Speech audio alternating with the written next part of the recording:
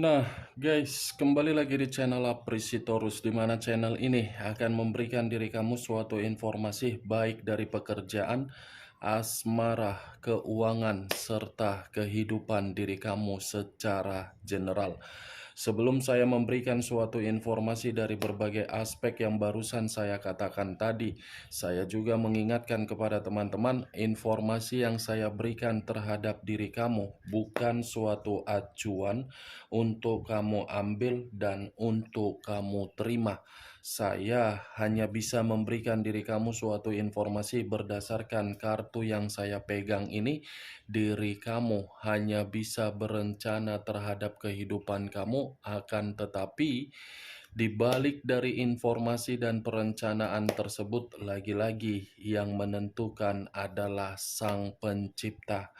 Sebelum saya mengambil satu persatu kartu yang saya pegang ini secara acak, saya juga mengingatkan kepada teman-teman apabila ketemu dengan channel saya agar menekan tombol subscribe-nya dan menyalakan loncengnya supaya next video saya lebih semangat untuk memberikan suatu informasi baik terhadap kondisi energi kamu, manusia yang selama ini kamu prioritaskan, serta pihak ketiganya. Oke Wak Geng, siang hari ini saya ingin mengarah terhadap diri kamu. Hanya sekedar ingin mengarah dan ingin mengetahui bagaimana posisi pergerakan energi kamu untuk siang hari ini. Apa yang kamu pikirkan, apa yang kamu rasakan, dan apa yang ingin disampaikan oleh kartu yang saya pegang ini. Kita langsung saja. Saya akan mengambil beberapa kartu, di mana kartu yang akan saya ambil nanti bisa saja bersifat resonate, bisa saja tidak bersifat resonate. Semuanya saya kembalikan terhadap pola pemikiran kamu. Semuanya saya kembalikan terhadap situasi energi yang kamu miliki untuk saat ini.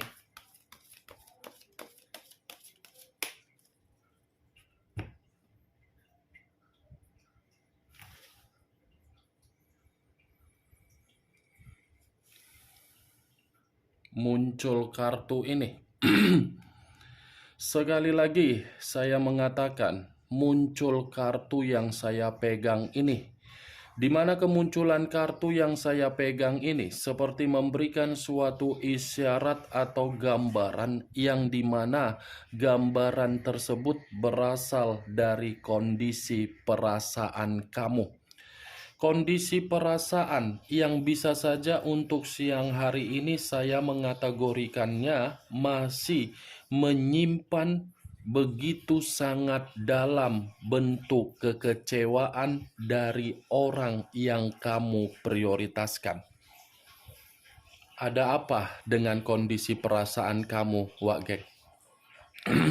Masih kamu renungkan atau memang kondisi perasaan kamu ini sangat sulit untuk melepaskan manusia tersebut? Saya sudah berulang-ulang kali mengatakan terhadap diri kamu, kalau sudah kondisi perasaan kamu menerima kekecewaan, kebuntuan, apalagi sakit hati, sebaiknya perasaan kamu itu kamu anggap sebagai permainan yang dimana permainan tersebut sebagai slot atau poker. Menang atau kalah, diri kamu sudah berjuang. Menang atau kalah, diri kamu sudah berkorban. Setidaknya diri kamu mengerti orang yang kamu prioritaskan hanya sebatas itulah yang bisa kamu perjuangkan. Kamu beruntung ada situasi perasaan yang membuat diri kamu kecewa, karena dari situasi kekecewaan tersebut membuktikan orang yang kamu prioritaskan adalah orang yang tidak bermanfaat terhadap diri kamu. Kalau dia bermanfaat terhadap diri kamu, perasaan kamu tidak akan menerima yang namanya kekecewaan. Dia akan mengayomi diri kamu dan dia akan membimbing diri kamu. Tetapi kenyataannya berbeda. Masih masih membiarkan perasaan kamu untuk bersedih, masih membiarkan perasaan kamu ini menangis. Apa keuntungan yang kamu dapatkan dari kondisi perasaan kamu ketika perasaan kamu itu masih saja memikirkan manusia tersebut? Wak geng? Anggap saja apa yang saya katakan tadi sebagai gibahan kita untuk siang hari ini. Dan anggap saja perkataan kita ini sebagai kakak dengan adik, adik dengan kakak. Yang tidak ada ditutup-tutupi, berbicara to the point. Itu dia, Wak geng. Kalau saya mengarahkan kartu yang saya pegang ini terhadap posisi pemikiran kamu, saya paham dan saya mengerti situasi apa yang sedang kamu pikirkan di dalam pemikiran kamu. Saya mengerti.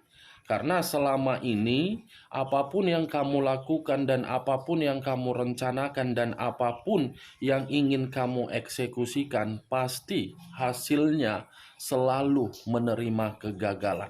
Setidaknya diri kamu itu sudah berani untuk memberikan suatu sikap terhadap apapun yang kamu lakukan. Kamu jangan merasa sesuatu hal itu membuat diri kamu merasa kacau. Saya mengerti kok, Wak geng. Situasi pemikiran kamu ini dalam situasi yang penuh dengan keberantakan.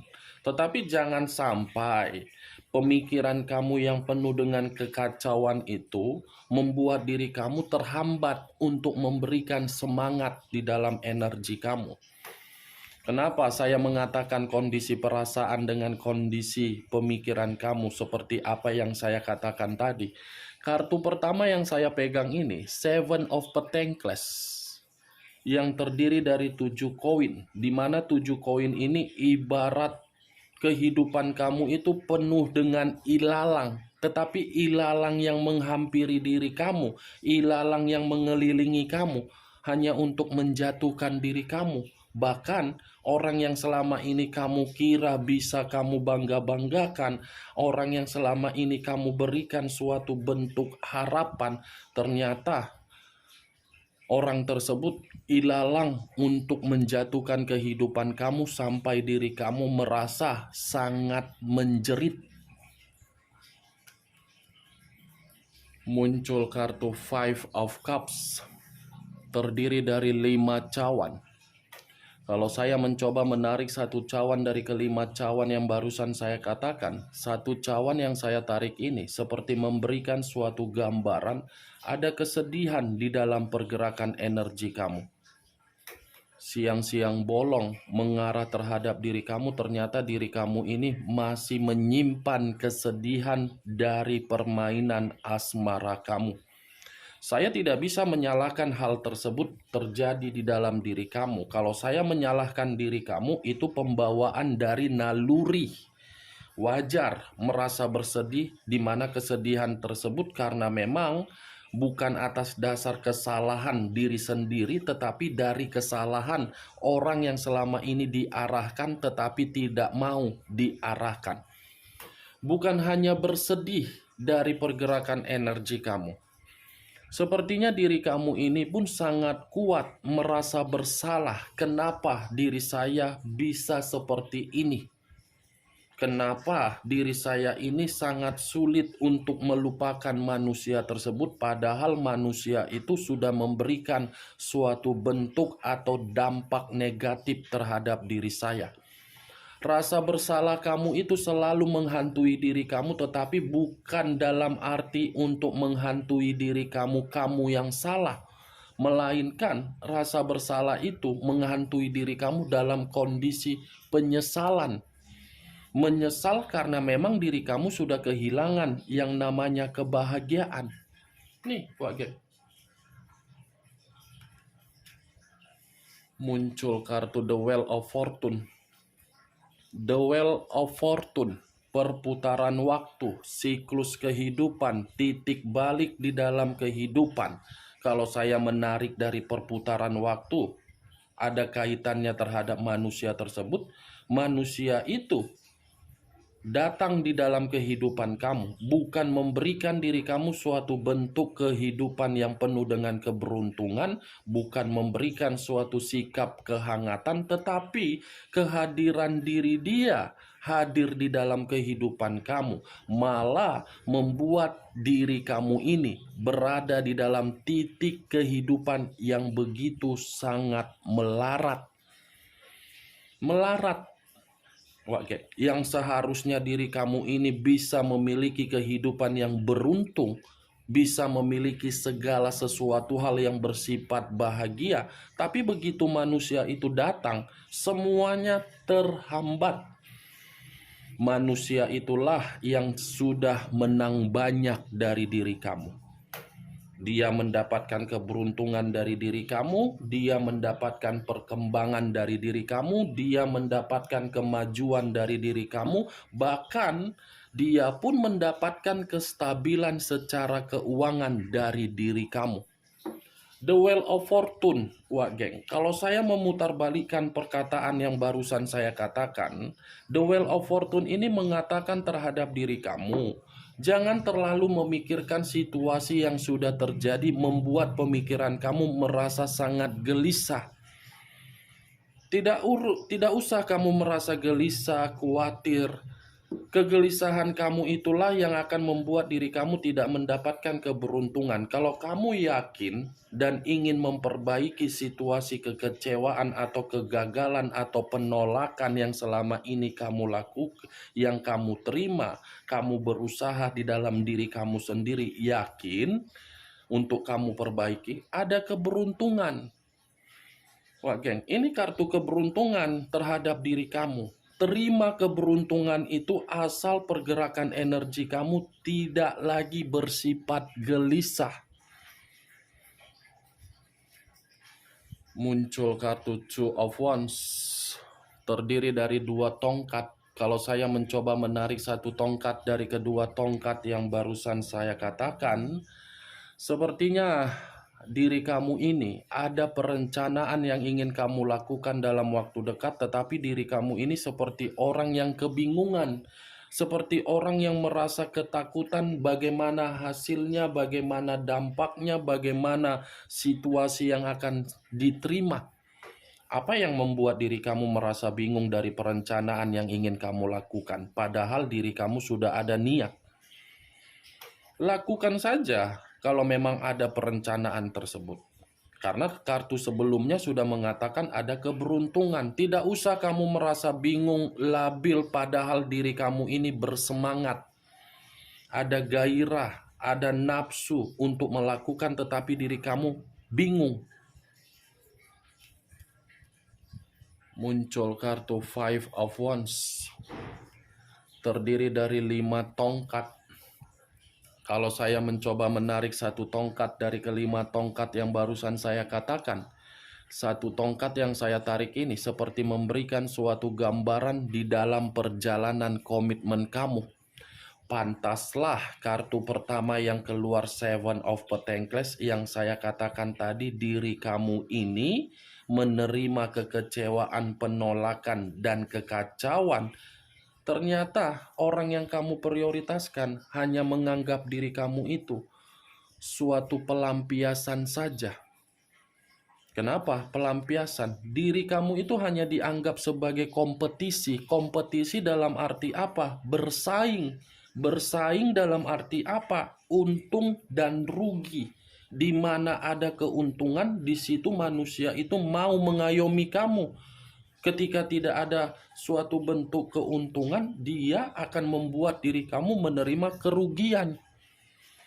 Coba kamu pikir selama ini perjalanan komitmen kamu bersifat apa? Kompetisi atau suatu ajang? Oke, kalau memang tidak bersifat kompetisi, manusia itu tidak akan pergi dari kehidupan kamu. Dan manusia itu tidak membawa diri kamu di dalam berbagai konflik. Bukan hanya menganggap diri kamu sebagai kompetisi atau persaingan, manusia ini pun selalu memberikan suatu bentuk gesekan-gesekan konflik di dalam perjalanan komitmen kamu. Mantap ini manusia. Contohnya seperti apa gesekan konflik tersebut? Dia yang bermasalah di luaran, kamu yang bertanggung jawab. Dia yang berhutang terhadap orang lain, kamu yang menyelesaikan hutangnya.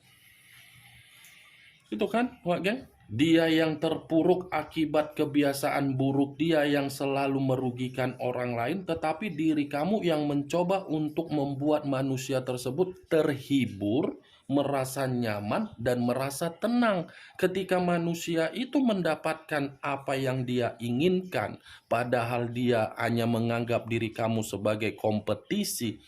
Apa feedback yang kamu dapatkan? Tidak ada kan? Kamu hanya pelengkap penderita dari manusia itu. Di luar dari pelengkap penderita, saya rasa tidak ada. Muncul kartu The Moon. Unsur air berlambangkan 3 zodiak. Pisces, Cancer, dan Scorpio. Kalau saya mencoba mengesampingkan ketiga zodiak yang barusan saya katakan tadi, keluarnya kartu The Moon ini seperti mengatakan apa? Ini pergerakan energi kamu ini tidak bisa saya kategorikan dalam pergerakan energi yang stabil. Kenapa tidak stabil?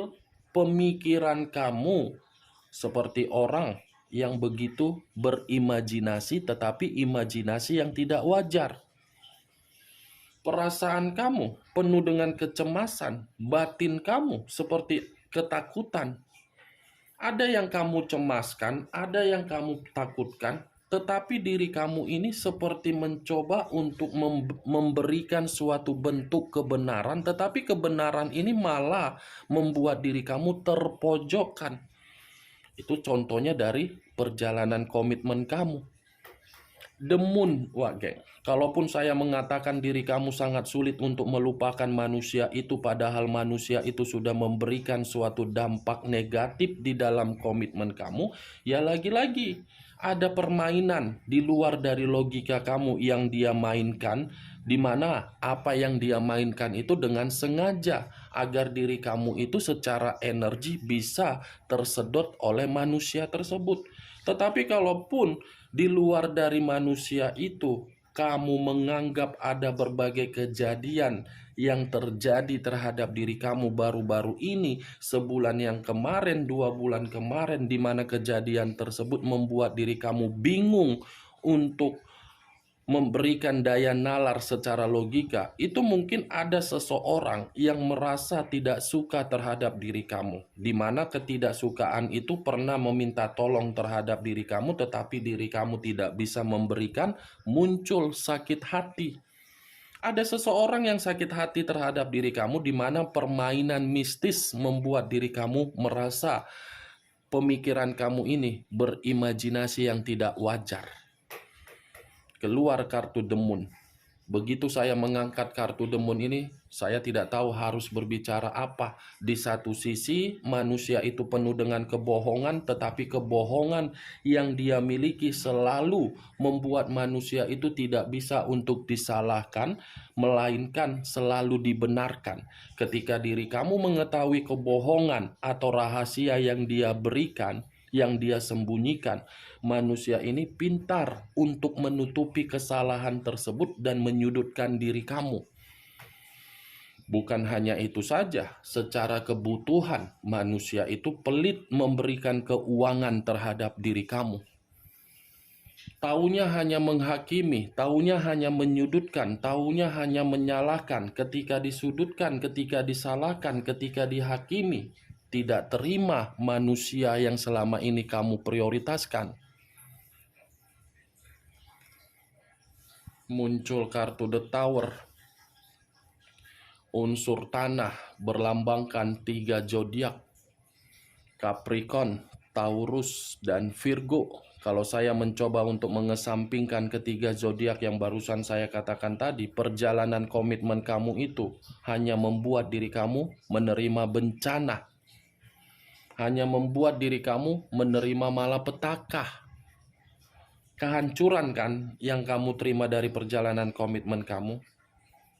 Ada resiko kan dari perjalanan komitmen kamu. Semuanya hancur akibat manusia itu Berarti tadi apa yang saya katakan di awal tadi tidak sia-sia dong. Kehadiran dia bukan memberikan diri kamu keberuntungan, tetapi membuat diri kamu hancur. Dan untuk saat ini, saya mengategorikan diri kamu sedang berusaha untuk memberikan suatu penyembuhan di dalam diri kamu, baik secara keuangan, mental, psikologis, atau batin kamu. Ini dia, Wak Geng. The Tower. Pondasi yang selama ini kamu bangun, pondasi yang selama ini kamu dirikan dengan niat tulus kamu, dengan niat kesetiaan kamu, ternyata pondasi itu runtuh akibat manusia yang menganggap diri kamu sebagai kompetisi atau persaingan. Muncul kartu The Empress. The Empress, raja di atas raja, ratu di atas ratu. Kalau saya mencoba menarik kata The Empress ini membuktikan kesabaran kamu itu sia-sia. Seperti orang yang hanya terkurung di dalam satu tempat, di mana ketika terkurung sudah menyadari tempat tersebut tidak nyaman, malah memperlihatkan bahagia, malah memperlihatkan senyuman, malah memperlihatkan suatu bentuk keceriaan, padahal batin sudah tersiksa. Itulah perjalanan komitmen kamu. Kamu menutupi bentuk dari kehancuran komitmen kamu terhadap orang lain. Kamu tutupi kan selama ini? Ketika diri kamu tidak sanggup lagi untuk menutupi kehancuran tersebut, kamu baru menyadari ternyata selama ini saya yang salah. The Empress, kamu itu bertindak bukan sesuai dengan karakter kamu. Kamu bertindak seperti orang yang sesuai dengan karakter yang diinginkan oleh orang yang kamu prioritaskan. Dia menginginkan A, kamu harus ke A. Dia menginginkan ke B, kamu harus ke B.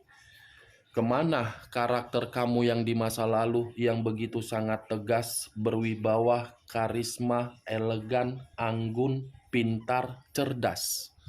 Kamu kubur. Pak Geng? Next time, ini posisinya diri kamu sudah tidak terkoneksi lagi terhadap manusia tersebut. Dan ini posisinya diri kamu itu sedang berusaha untuk menikmati kemerdekaan kamu, kebebasan kamu dengan kesendirian kamu.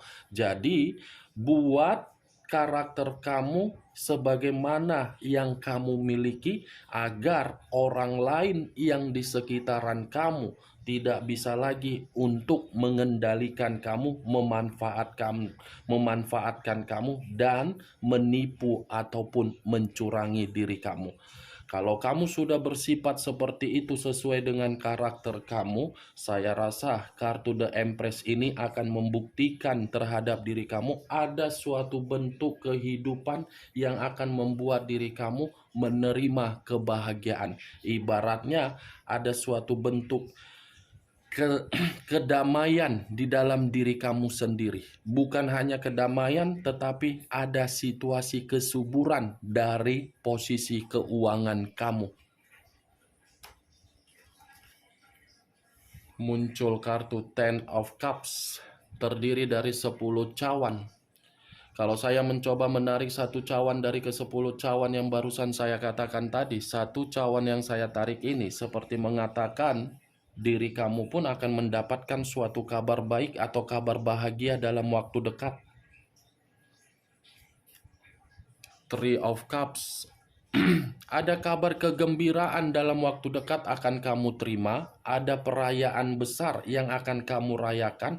Dan akan ada suatu bentuk kejelasan atau kepastian, di mana kepastian ini akan membuat diri kamu merasa bersenang-senang dalam waktu dekat. Ada satu keputusan yang akan kamu terima, Wak Geng.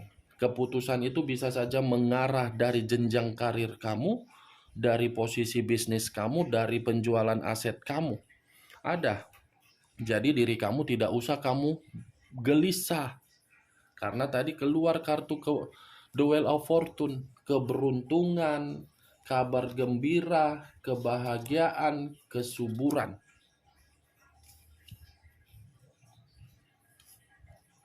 Muncul kartu Six of Swords, terdiri dari 6 pedang.